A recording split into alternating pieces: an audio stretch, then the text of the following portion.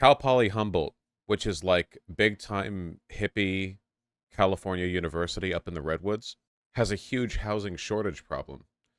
And apparently, a little while ago, the school ordered students sleeping in their cars off the college campus. Like, basically, the university accepts so and so many students, and they accept more students than they physically have housing in the area, unless you want to drive like 50 minutes to get there, and a lot of people don't have cars.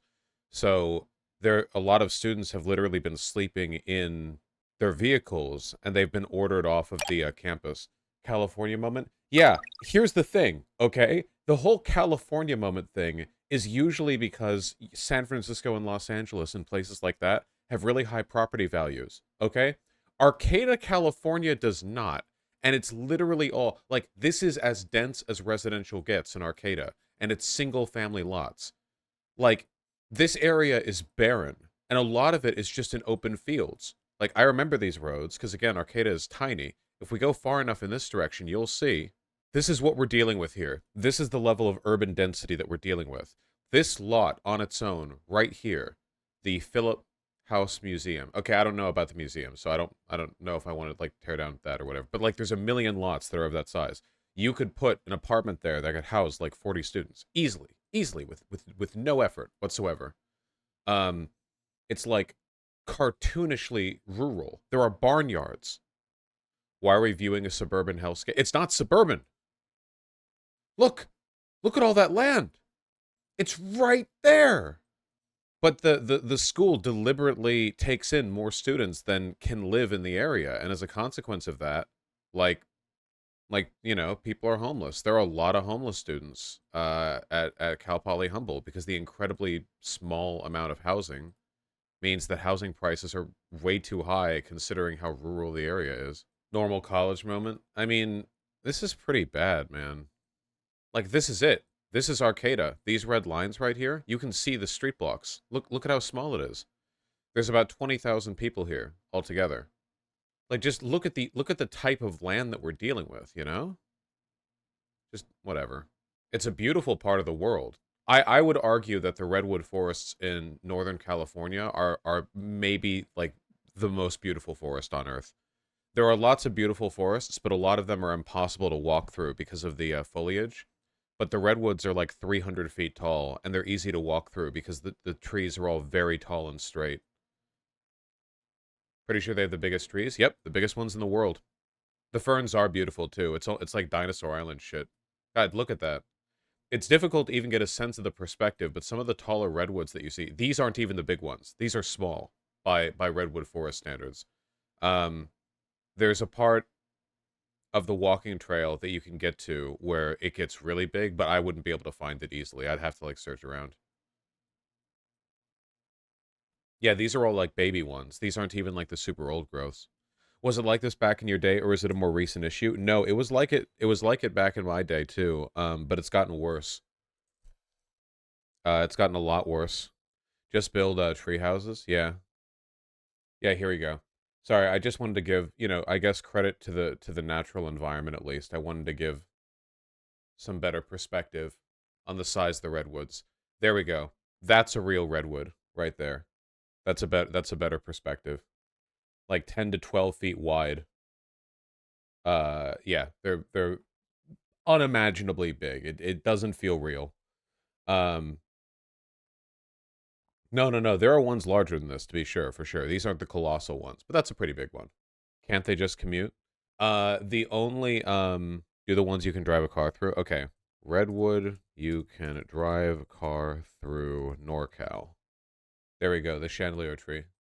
There's some more perspective on relative car sizes. This tree's still alive, by the way.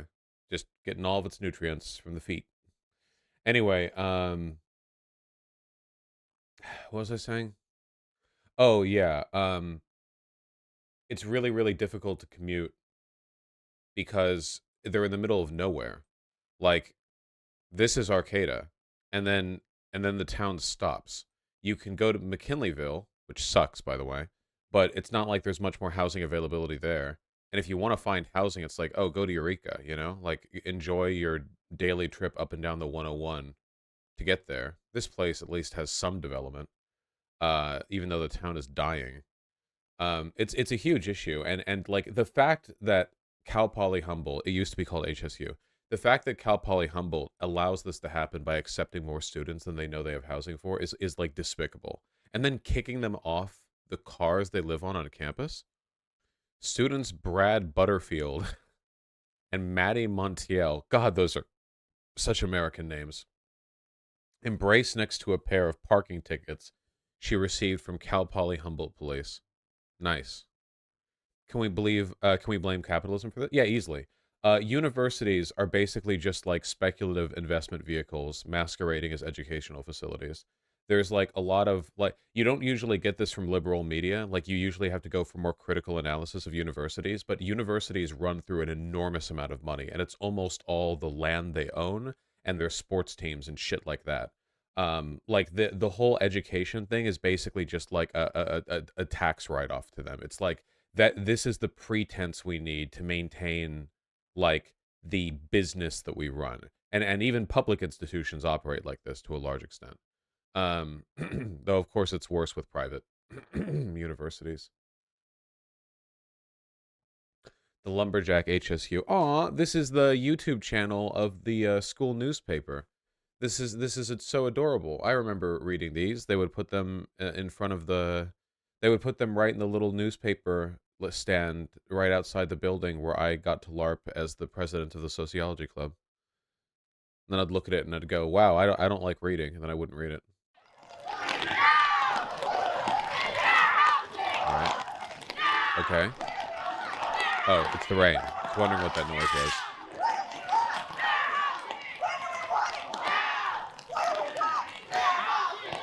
Fair housing. I think they're saying fair housing.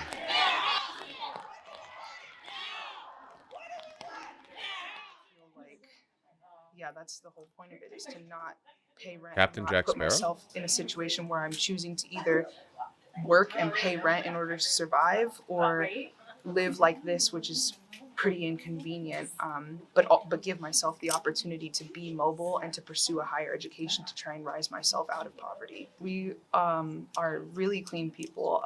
We are constantly, like, every day I walk outside my door, I take a few minutes to pick up trash all around, like up and down our line and in the parking lot, wherever I see it. I go put it in the trash. I go back in my own home where I have running water and I wash my hands, and then I go to class. Dude, these like RV hey, who here has seen these in your town where there will be like a road where there are inexplicably like 20 RVs parked in a line and you'll see like clotheslines outside of it or whatever? They're getting more and more common, especially in the coastal cities. I mean, I know of them in Seattle. I certainly knew of them in Los Angeles. The idea of like, I'm not defending this in any city, okay? But at least in Seattle and Los Angeles, the property values are genuinely very high. I need you guys to understand, okay? The land up in Arcata is very cheap. The fact that this is happening there is insane. It's insane. And somebody linked this, and this is true. They are building a giant student housing project, which A, doesn't absolve them of the moral sin of kicking people out of their cars on campus or taking in more students than they have room for.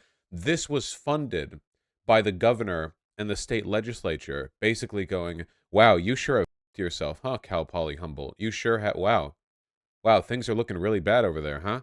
Look, it has to say it.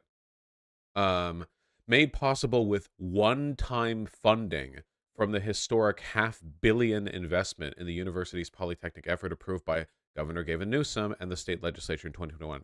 These were issues back when I entered the university in 2016.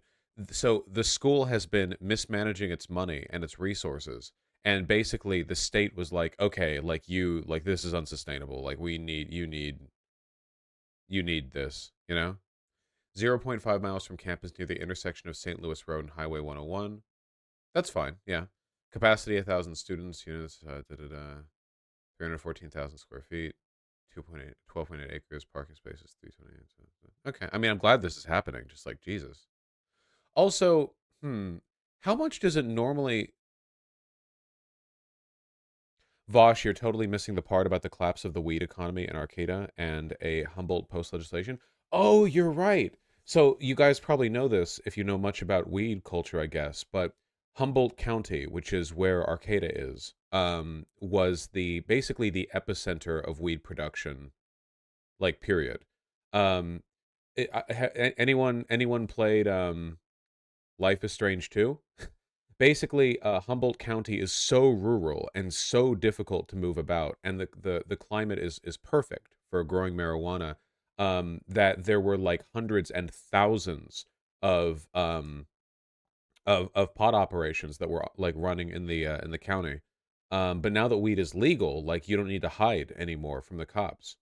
Like just so people have an understanding of what we're dealing with. Okay, if you Google Humboldt County, this is literally the first image that pops up. Okay, like this area is known almost entirely for its jaw-droppingly beautiful redwoods and for its forests and stuff.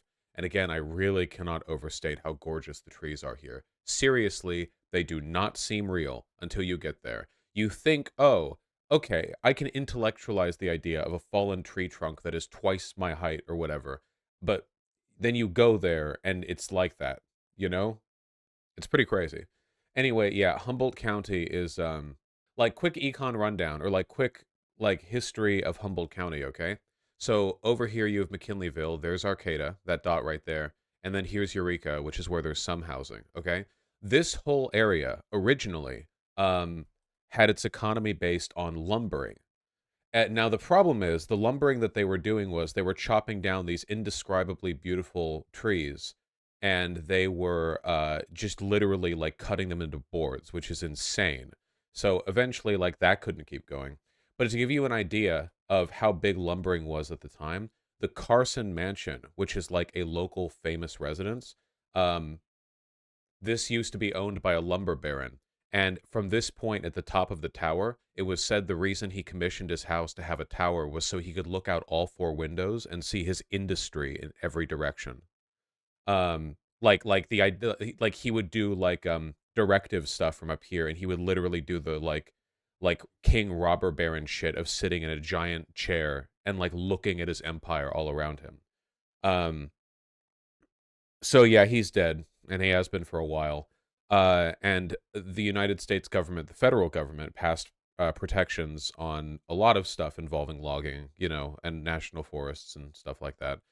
So this is now, I think this is actually like a private gentleman's club now. Like this is like where the rich people in Eureka in Humboldt go to like smoke pipes or whatever. So I guess I don't know, the legacy continues or whatever. Those guys. There are a lot of nice cars parked outside this place all the time in an area where there are not a lot of nice cars. So yeah, it's the goon room. Exactly. It's the rich man's goon room. It's the goon cave. So anyway, like in addition to the logging, there was also the fishing industry.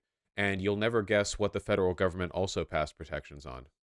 This one wasn't just the federal government, it's also just that they overfished. And as a consequence of overfishing and limitations on how destructive you could be when it came to fishing and stuff like that, this area became less and less viable with fishing. So now there's a bunch of stinky, like fishery warehouses over near Eureka in this general area that are very stinky. Um, so that's cool. And basically, like, those two industries died, and this town started to die too, right? Like, this whole area, because, like, that was the industry here, you know? But then, brand new industry came about. Weed! Weed! Weed. Because all this shit right here, basically anything that's even a little bit far away from the lines that indicate the major roads, all this shit is as rural as you can get. And when I say rural, I don't mean, like, Kansas cornfields or whatever. I mean, you travel a half mile south from any of these roads, and you're on Dinosaur Island. You are in the middle of nowhere. And because the trees are massive, so helicopters can't see past them, and because the roads can't cut through the forests and the mountains, that means police can't get around it easily either. Which means if you wanted a gigantic area to build like a fragmented weed empire, this would be it. But now weed is legal. And because weed is legal, the illegal groweries in Humboldt are no longer a prime source of wealth. I knew so many people here when I went to university who just made a ton of money doing like 3-month trips to the uh uh um to the growing beds, you know? So that's gone now. And anyway, like the economy is suffering. The only money that really comes into this area is when college students bring their own money, like mommy and daddy money, over to Arcata to go to university. And now that shit's not even happening, you know, because they're all homeless and shit. So yeah, it's pretty bad. Not good. I know this is like a very local issue, and I don't normally talk about issues that are this local, but I hope you can apply what I'm talking about to, like, I don't know, do some yeah, I don't know, do some analysis, you know, apply it to a variety of issues. Class. But we are absolutely not unsanitary people. We all have self-contained restrooms, and we are completely self-sufficient in terms of anything sanitary. And also, we all have a constant communication and open dialogue about the image that we want to present on campus. Regardless of the fact, if it is a policy issue, policy can be changed. And I knew this guy. Didn't take any of his classes, though. the central fact should fall on to what is the best interest of our students and protection of their well-being. And this is where the other two rationale become incredibly problematic, and that is that the language was that this was creating unsafe and unsanitary conditions for the community as a whole. Thus, our students were being framed as... It just occurred to me that by me going over this and making a video on this, this is almost certainly the largest amount of attention from any single point that this issue is going to be getting. So I feel a sudden, overwhelming responsibility to treat this with some degree of seriousness. Dangerous and dirty, unsanitary. And these are classic tropes that are used to criminalize certain populations. I don't need to dig into the history of this. I'm sure all of you are well aware of the way that these are often utilized. And again, absolutely no evidence was... Honestly, I don't really understand what the problem is with commuting from Eureka. It's like a 20-minute ride, because a lot of people don't have cars. And even then, the housing shortage continues into Eureka. Like, it doesn't fix in Eureka, you know. It's just, it continues into it. But a lot of students don't have cars. And even for students who do have cars, 20 minutes is very, very generous, especially for a round trip. And third of all, like, gas prices build up, which might be an increased deterrent. And fourth of all, the bus system between Arcata and Eureka sucks. And by sucks, I mean sometimes they just don't run the buses. Like, literally, there were times where I was hanging out with friends in Eureka, and I was like, oh, I'll take the last bus home. And the last bus just didn't show. It wasn't that I missed the bus. I was out there like 20 minutes early. They just didn't do it. And that happens all the time. The bus system up here is like incredibly underfunded. Provided. Brad, how you doing? Brad, I saw you take a picture of me. We haven't met yet. Oh, yeah, plus university parking spaces. Yeah, I completely forgot. There are a finite number of university parking spaces that they give out. So even if you like go down to Eureka, you get the housing in Eureka, you get the car, you pay all the prices, whatever, then you also there's a finite number of permits, that you can get once you get up here. And all of this could be solved if we just built anything on the $5 land in the area. Yeah, a year before we left the uni, the local buses stopped running at 6 rather than at 10. And they were begging for drivers. Because they were understaffed. From 10 to 6. 6, the last buses at 6. Yeah, nice to meet you. So who are you? I'm Brad Butterfield. Okay, and why you take a picture of me? I'm Dr. Listener. Yeah, thank you. I'm taking a picture because we would like to document how this is going down. It's important for us to get photos of exactly what transit system stops at 6. I cannot overstate how dysfunctional civic infrastructure in this part of the state is. But I just had a conversation with you. You don't know me from a can of paint, right? So can I record you? It's interesting. I just saw you in the street walking. Can I record you, or is that? We haven't met each other. I just don't know how you'd record me And you don't even know my purpose or position. the Why I'm people here. who have expressed So is that being not unwilling. Or let's be clear. All right, yeah, this is from the local newspaper. This one right here. Oh, I remember this. This is the now this 8.6 million views. This was from 4 years ago. This was right around the time I graduated. I wake up back there and my head's in there and I slide out sit down right here, compose myself a little bit, and then I start the car and I drive up to the locker room, get a shower, shave, just, you know, start my day, start studying. Hey, there's a non-zero chance that I'm lumbering somewhere in the background of this video like Bigfoot. Like, there's going to be some shot of a student getting interviewed on campus, and I'm going to be, like, wandering by. 1 in 5 college students are homeless at Humboldt as of the time this was made.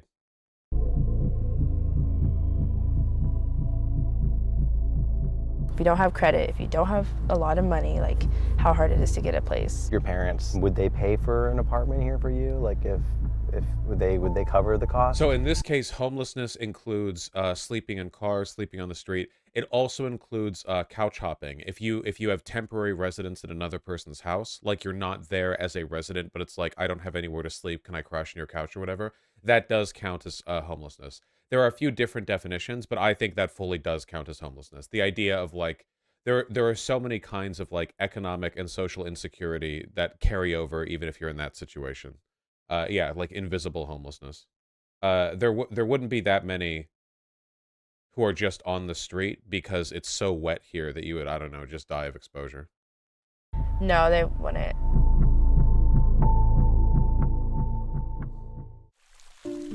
So this is your walk to school every day? Yeah. From the vans? Uh-huh. It's amazing. Hey, I took this bridge every day too. Yeah. My dorms for a while were right up this path. Like to the out camera right. And then there was this staircase that they built into a hillside that looked really rickety, but was actually pretty sturdy. And I'd go up and up and up, and then I'd be up at the dorms. It's very beautiful. Humboldt State has a lot of perks to it, like beauty of the campus. Jasmine is a 23-year-old college student at Humboldt State University. She's been living homeless amongst her peers for more than a year. Do they know that you're homeless? Do they know that you know, don't have an apartment? And yes, now. Because I tell people, because that's how you find out who else is going through that. She's a senior majoring in kinesiology on a full-ride academic scholarship who carries what would be her bedroom closet on her shoulder. It's just like kind of a struggle. So show us what you got. You got your Again, I really have to keep reiterating that the severity of this is magnified so many times over by the fact that land here is so cheap. Like, obviously, a student's not going to buy a plot of land and have a log cabin built for them to stay at while they're at the university. But, like, it would be so easy to fix this. It's not like UCLA or whatever, where you have to fight for, like, every inch of city space. Got my running shoes, pants for the day, and some pants to run in. And, like, toothbrush, like, you have everything Yeah, that's in here? all in my locker. California's unaffordable housing crisis, combined with the rising costs of a college degree, is putting many students in a tough spot. At California State University, an estimated 50,000 students throughout the system are homeless. Cool. Where do you keep your clothes? My clothes are in the locker room. Yeah, so I have 2 lockers, one for my clean clothes and one for my dirty clothes. Yeah. You have figured out a system of how to do this. This is hacked out, for sure. Nolan is a junior at Humboldt State, majoring in geology, but you'd never know that he's a homeless student torn between comfort and student debt. Is this what you thought it was going to be like? You know, I didn't really have a super solid plan. I just knew that I needed to get up here and start school. And yeah, because if you're heading up to a university, it's a reasonable expectation that if the university accepts you as part of the limited number of students they accept for every academic year, that there would be enough housing in the area to accommodate those students. Like, I think that's a reasonable assumption, you know? Like, if you apply to a university and get accepted and make plans to go up there, yeah, you should start, like, immediately looking for... So, the thing is, if you're a freshman and you go up there, they usually give you a dorm. But once you get to be, like, a junior, it's like, oh, you're too old for dorms now, you know, get your own apartment or whatever. So, you go up there, you go to a dorm, you know, you have, like, a year or two where you're in a dorm, and then it's like, oh, yep, sorry, we got to turn the dorms over to the next wave of young students. Get on out there, go, ka-chow, like the car, like cars, car man. And then, like, I don't think it's reasonable then to go like, oh, you didn't research the housing situation in this area 3 years ago to make sure that they didn't just, you know, not build any more housing. Tough shit. so they can afford apartments, they just can't find them.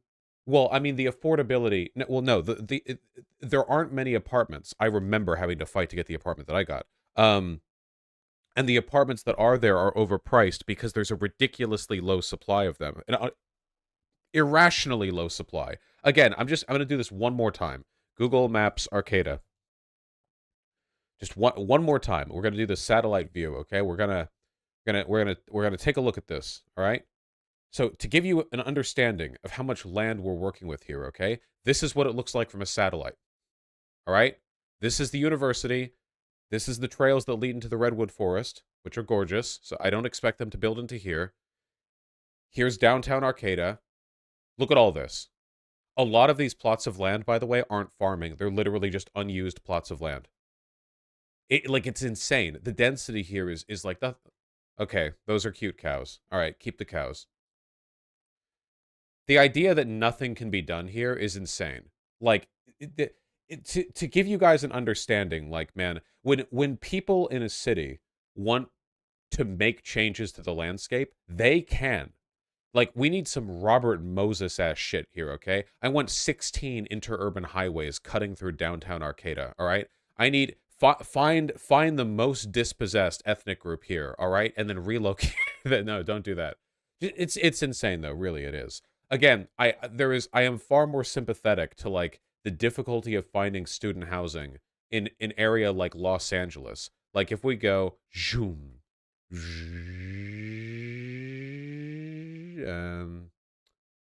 Be over... by Westwood? Yeah. If we go over to UCLA, like, okay, I can understand the difficulty in finding student accommodations in this area, okay? Where are you going to build out to? Well, you could level the Bel Air Country Club, and I would support them doing so. But besides making rich people extremely angry, leaving that one on the table, like, for the most part, this is a pretty well-developed area. Though, obviously, it's LA development, so we have, like, single-family homes with pools and tennis courts behind them. But again, at least there's wealth here. At least there's development here. But in Arcata, like, what are you looking at in Arcata, man? Like, what? Like, literally, what the? Why don't they build? Why don't they build? What the? It's insane. Look at the footprint of this building right here, the campus store. I've been here. Look at the building to parking lot ratio. This is the plaza. Whatever.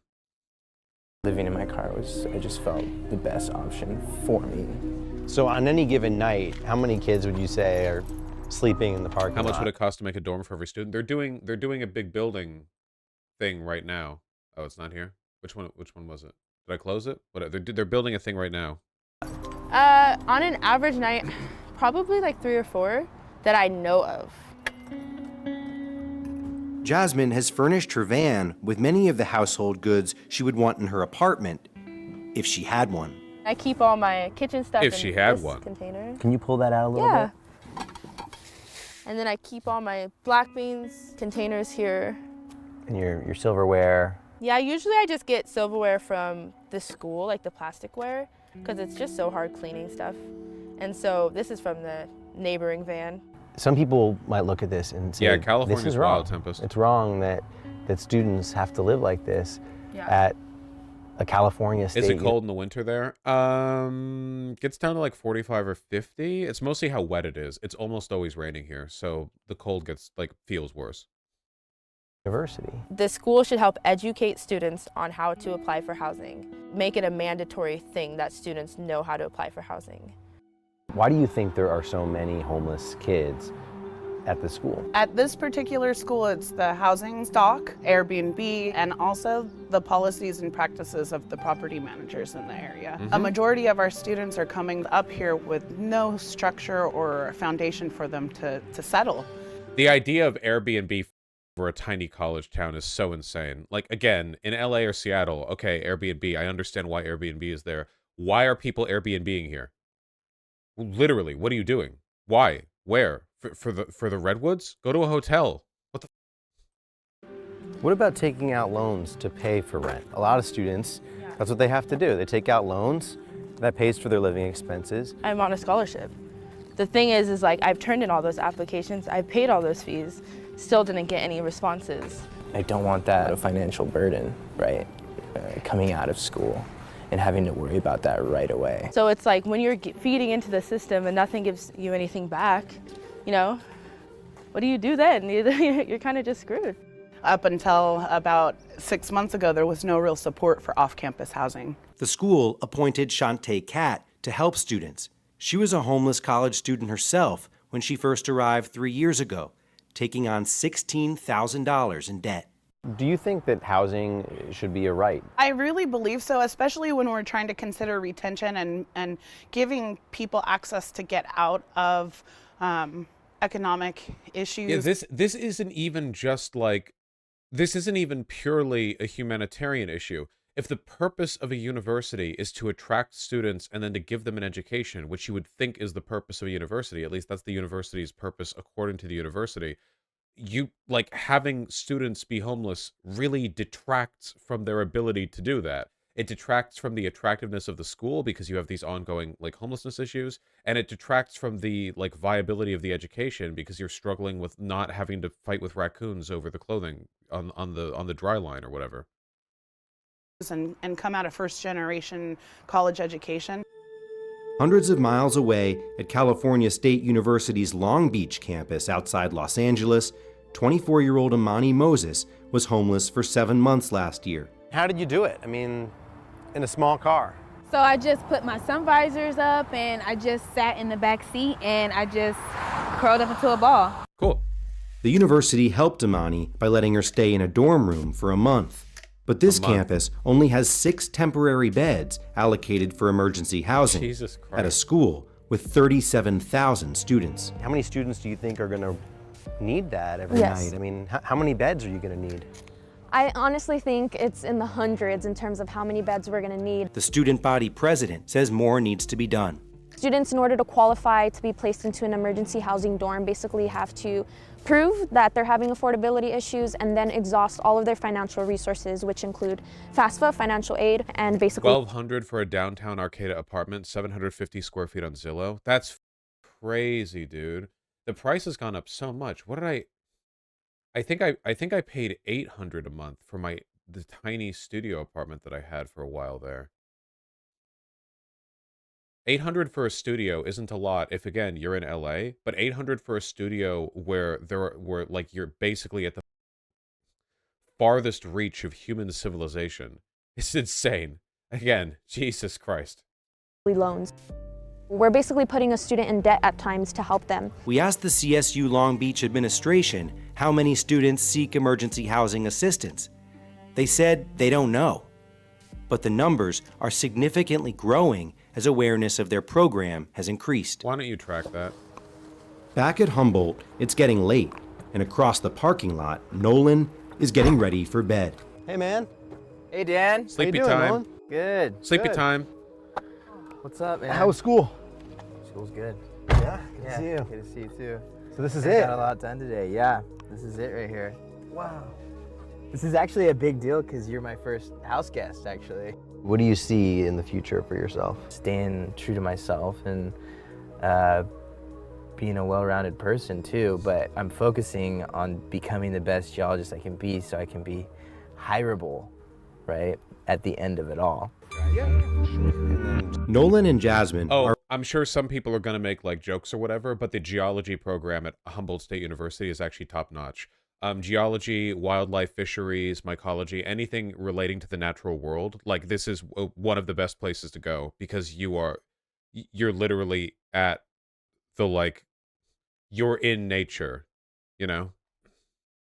are far from alone, but any longer-term solution needs action from the local, state, and federal government, and from schools themselves to confront the problem. You know what? I should go grab my burrito. But for now, students face impossible choices between food and shelter, between a tough reality in the present and potentially unpayable debts in the future.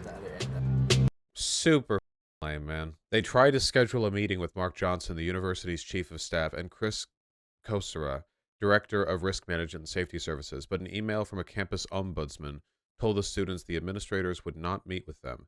The university's decision and the options it presented were clear, the email said, and no constructive discussion is to be had. Cool.